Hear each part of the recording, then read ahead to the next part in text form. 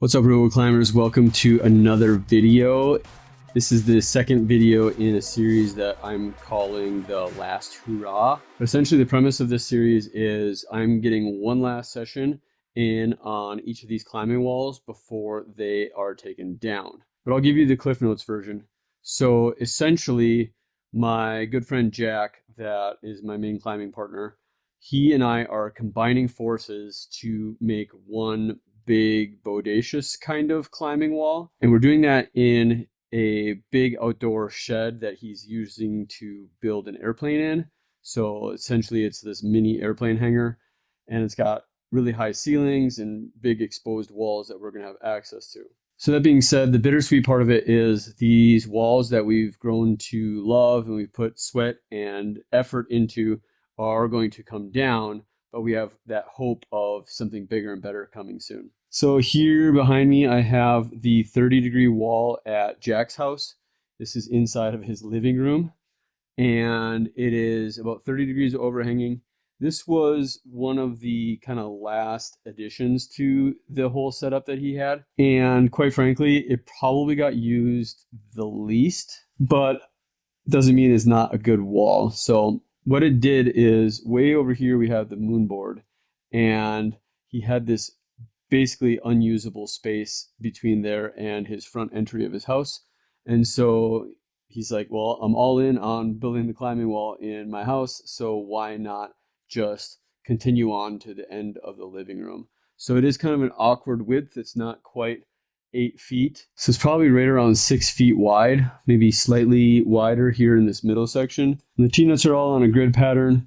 And so we essentially use this as kind of like a spray wall and just making up problems as we go. It's hard to tell in this camera angle, but over here in this right corner, there's a few little foothold spots inside the dihedral. And if you really wanted to, you could do some things. There's a few screw-on holds over here on the side of the moon board to interact with. And up above, it does continue with one section of plywood for like a roof finishes and things like that.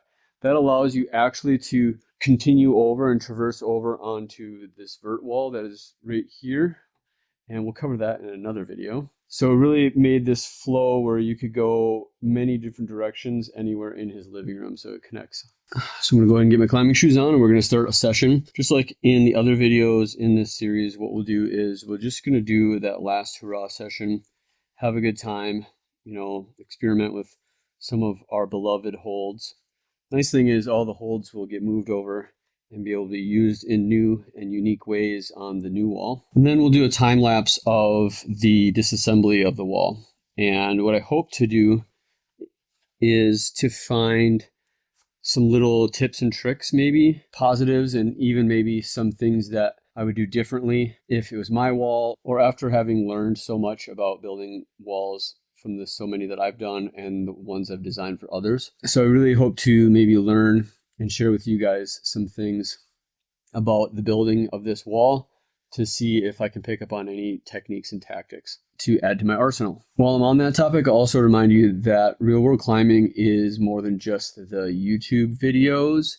And I also have a business that is incorporated with that, which my primary piece of that business right now is the consulting for home wall builds. And so that consulting really revolves around getting a needs and wants analysis for what you want to do with your wall, what you're trying to accomplish, as well as evaluating your space and being able to cast a vision for what's possible in your space.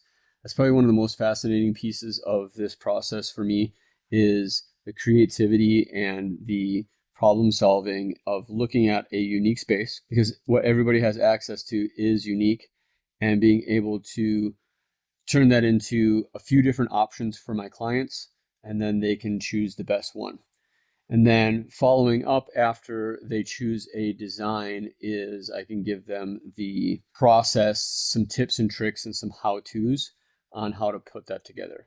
It's not necessarily a construction guide, but more so a here's what I would do first and here's how I would do it.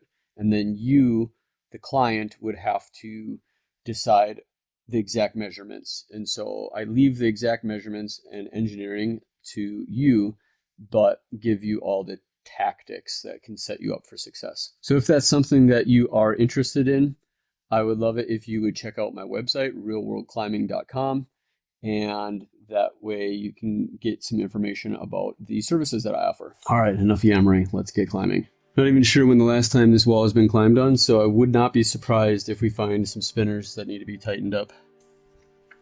So let's start with a warm up here.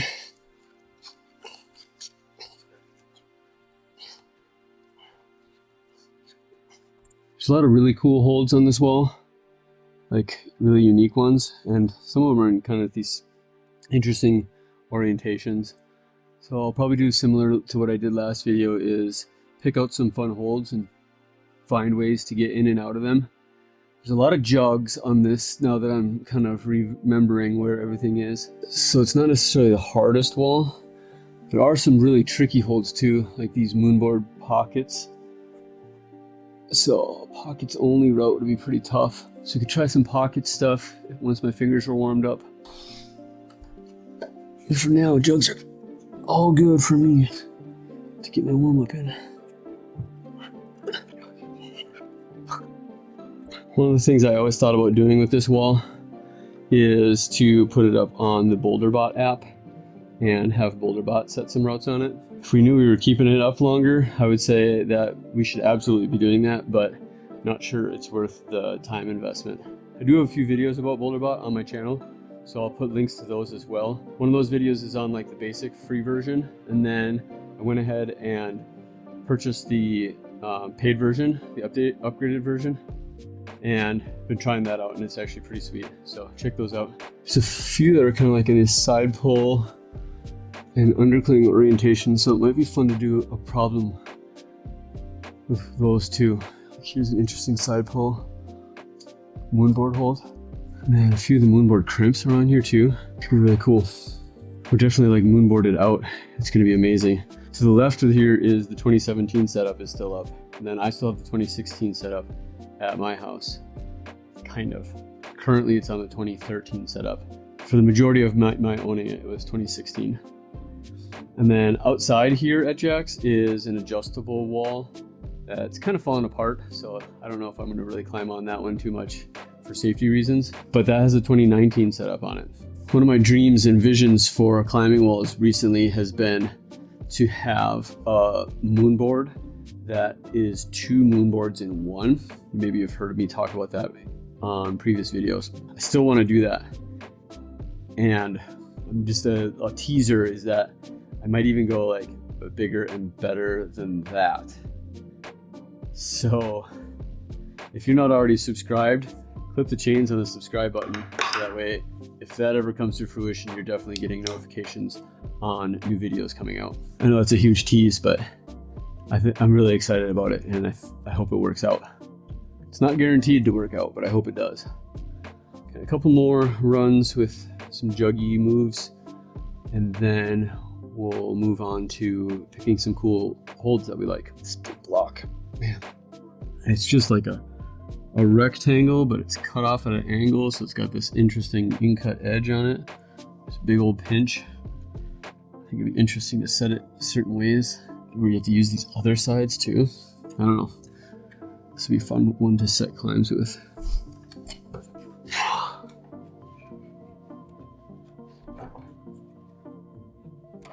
I found a spinner.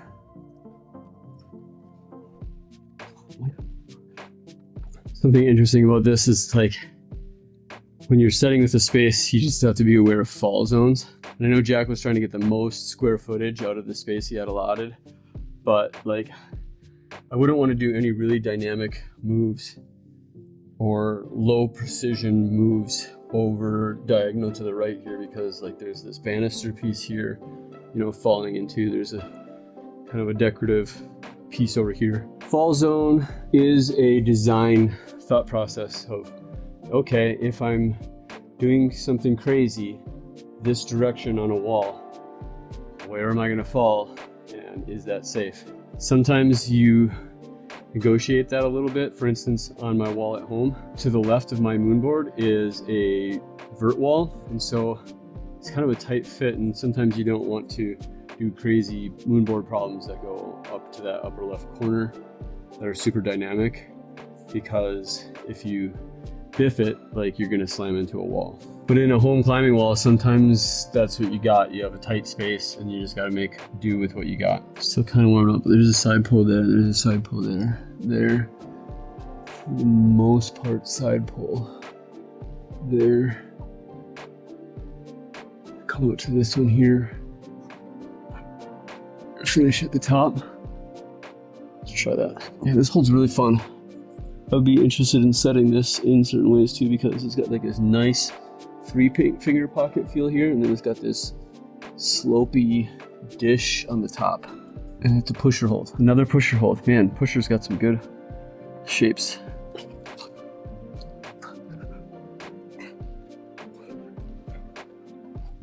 That's pretty fun. Pretty flowy. I was trying to just picking some footholds as I went, but trying to keep them small. Got a line of all these escape holds too, and they're all red. Nice texture on them. Okay, let's play around with just kind of trying some things. Maybe we'll try the red escapes line. So maybe we'll start like this and work our way through these escape holds. So this one is going to be interesting because it's good this way. Maybe work it so that we have to match. Come low first and then match. So, but I think it'd be fun to do like a really big move off of this. So we'll try and get somewhere in like that, and then go all the way up again to another red hold. We'll just use hold color as our designator here.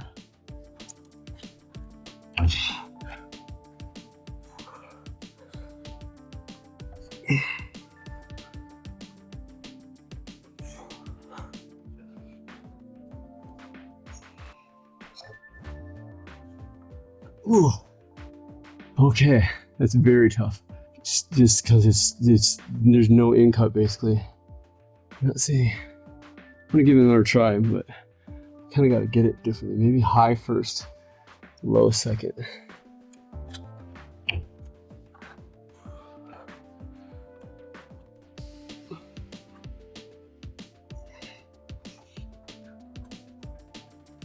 Oh, yeah, that's a hard move.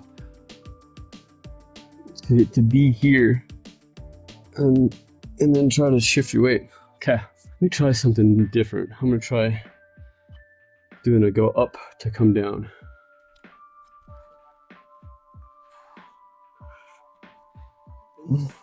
Up to come down.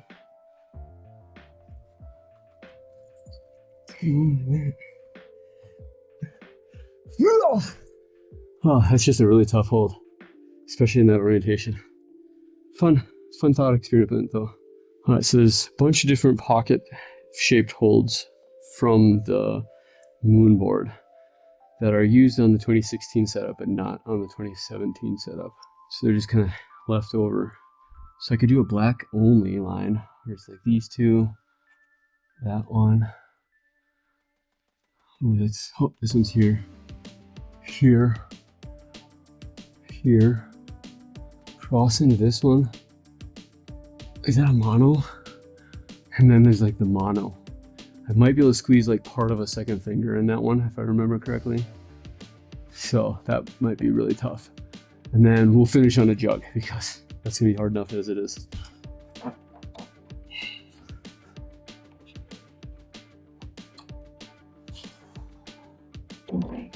That's a spinner, don't use that one, Yosh. Jesus, the left one has got the 4-finger pockets.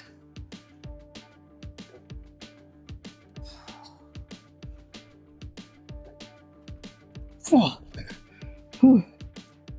Tricky. What made that one tricky is I said no more feet here, so I had to bring my feet up pretty high.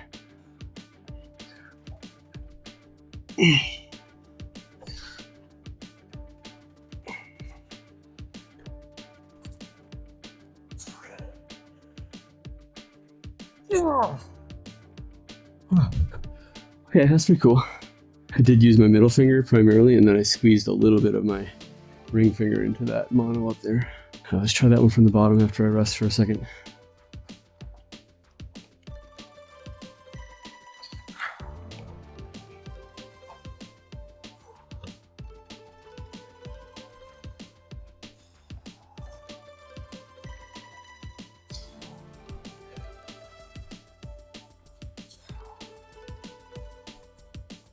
Ooh, almost missed it.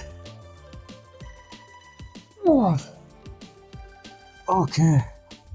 Alright, that was definitely tough. Pockets are not a current strength of mine, but I want to get better at them, so very cool. So I'm going to try another line with the black pockets that stays to the right instead of going out here to the left. So it's going to come in like this. It's going to use this nice deep comfy 3-finger one here. And then I think I'm going to like position myself here and here and see if I can do a big move off of the pockets, either to one of the jugs for finish, or there's also this crimp that looks really fun too. So we'll feel it out and see.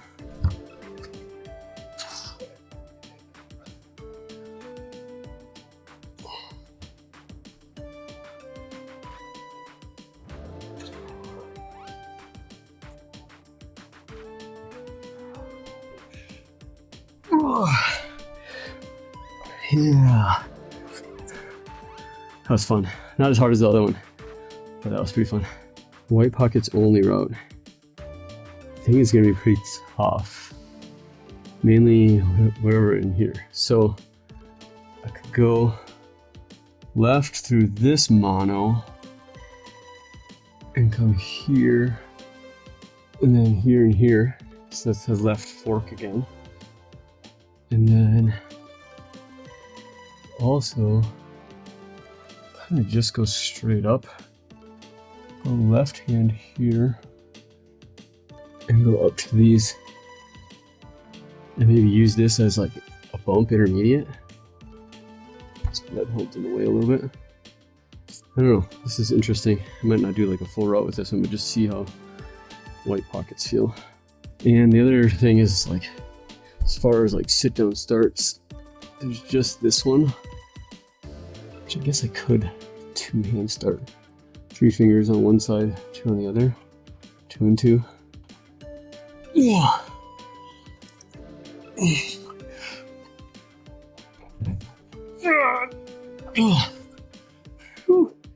Okay. Interesting.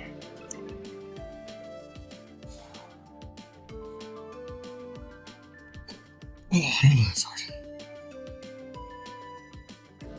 It's hard without being able to move the feet up. If I would have been able to have enough time to move, I mean, it's just hard to hold this. So getting more time to move the feet up might have been different, but let's just pretend.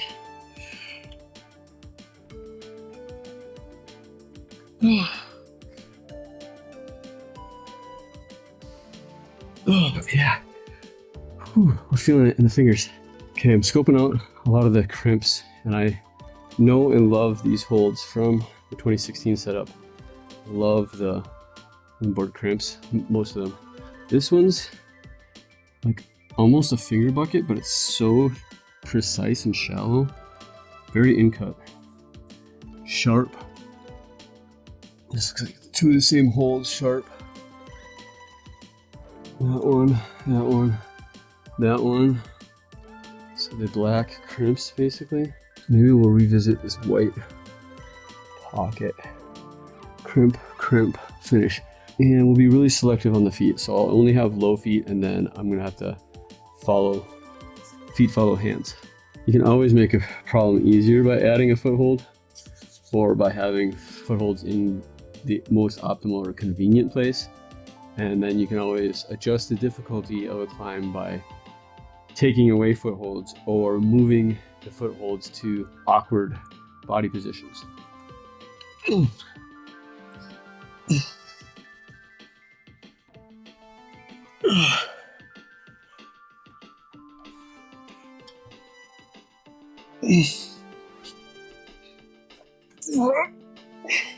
Starting to spin.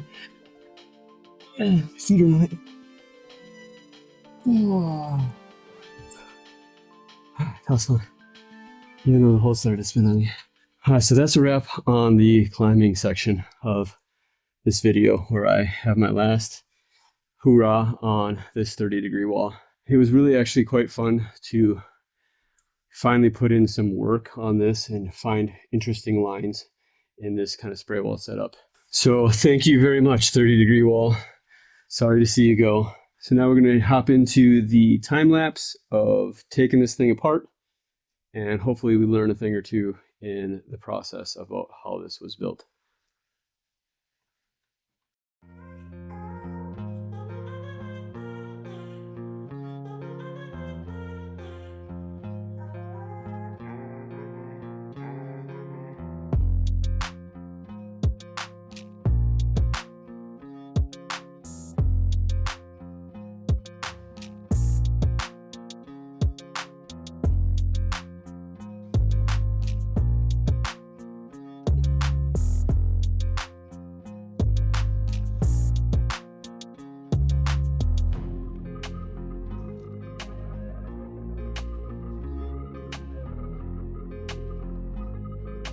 So I wanted to share something interesting. The way that Jack built this base is actually pretty interesting. So it's just laid on top of the carpet here. So in order to like not have a kicker and still have it secured so that it doesn't push back, he was able to secure and tie all these studs in together with just a 2x4 that runs the width here. And then it looks like once it was secured here, then he was able to kind of like toenail screw it straight down into the floor. So it minimizes how much is actually going into the floor, you know, to not wreck the floor, but also to stop it from moving. So I actually find that to be a smart way to do it. The thought process is, well, okay, it's not really holding that much. Well, the way that the climbing wall works, yes, it's overhanging, so there is some slight outward pull, but most of the weight actually comes down through the studs and into the floor. So the weight is pushing down into the floor and only tiny bit probably pushing out, and so that's just meant to keep it from kicking the foot out. So if you want it to be removable at some point and not wreck everything, you can do something like that.